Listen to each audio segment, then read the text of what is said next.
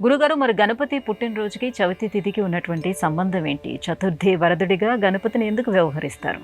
ఒక్కొక్క దేవుడికి ఒక్కొక్క తిథి ఆయనకి అనుబంధంలో ఉంటూ ఉంటుంది. స్వామివారికి చతుర్థి స్వామివారి యొక్క పుట్టినరోజు. ఏ తృతీయ రావచ్చుగా, పంచమి రావచ్చుగా, చతుర్థి నాడే వినాయక చతుర్థి అని పండగ మనం ఎందుకు జరుపుకుంటున్నాము? చతుర్థిని మన తెలుగులో చవితి అని అంటాం, మన తెలుగు తిథుల్లో. అనంటే స్వామివారు చతుర్భుజుడు. చతుర్భుజుడు అంటే 4 చేతులు కలిగినటువంటి వాడు. ఎక్కడుందయ్యా నీకు ప్రమాణం? 4 చేతులు ఉన్నాయి అంటున్నావు, ఎక్కడ ఎందుకు లేదు? నువ్వు రోజు చదువుకునేటువంటి శ్లోకం ఉంది కదా, శుక్లాం వరధరం విష్ణుం శశివర్ణం చతుర్భుజం. చతుర్భుజం అంటున్నావే, 4 భుజాలు ఉన్నటువంటి దేవుడు అని అంటున్నావే. కాబట్టి 4 భుజాలు ఉన్నటువంటి దేవుడు ఎవరు? వినాయకుడు. ఆ శ్లోకంలోనే నీకు ప్రమాణం చెప్తున్నాడు కదా. కాబట్టి 4 చేతులు ఉన్నవాడు కాబట్టి 4కి సంబంధించినటువంటి చతుర్థి నాడు పుట్టాడయ్యా అన్నారు పెద్దలు. ఇంతేనా? కాదు. చతుర్థి అంటే 3 మాటలు చెప్పిన తర్వాత మన తెలుగు సంప్రదాయంలో ఇక 4వది ఖాయం.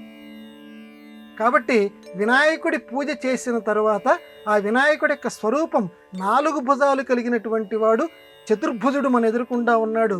ఆయన దగ్గర ఇక తకరారు ఇంకేముండదు.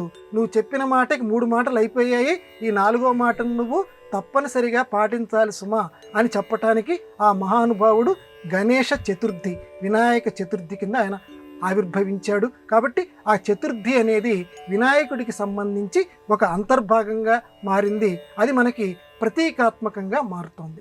అట్లాగే ఈ చతుర్థి రోజున స్వామివారికి 4 భుజాలు కలిగినటువంటి 4 చేతులు కలిగినటువంటి ఆ స్వామివారికి 4 చేతుల, 2 చేతుల అంటాం మనం.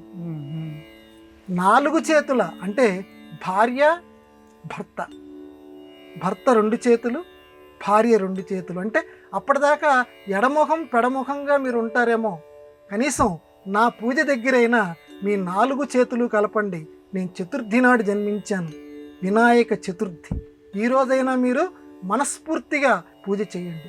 ఇంతేనా? ఇంకోటి కూడా చెప్పారు, ధర్మ అర్థ కామ మోక్షాలు, ఈ 4 చతుర్విధ పురుషార్థాలు. ఈ 4 పురుషార్థాలు మీకు కావాలా? నన్ను కొలవండిరా. ఎందుకు కొలవాలి?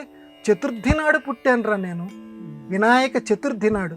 చతుర్థి నాడు పుట్టినటువంటి నన్ను గనక మీరు ఈరోజు శ్రద్ధగా గనక పూజ చేస్తే మీకు ఆ 4 పురుషార్థాలని మీకు నేను అనుగ్రహిస్తానురా అని చెప్పటానికి వినాయక చతుర్థి ఏర్పడింది. ఇట్లా పెద్దవాళ్ళు చతుర్థికి వినాయకుడికి సంబంధించి అనేక విశేషాలు చెప్పారు. వాటిలో కొన్నిటిని మనం చెప్పుకున్నాం.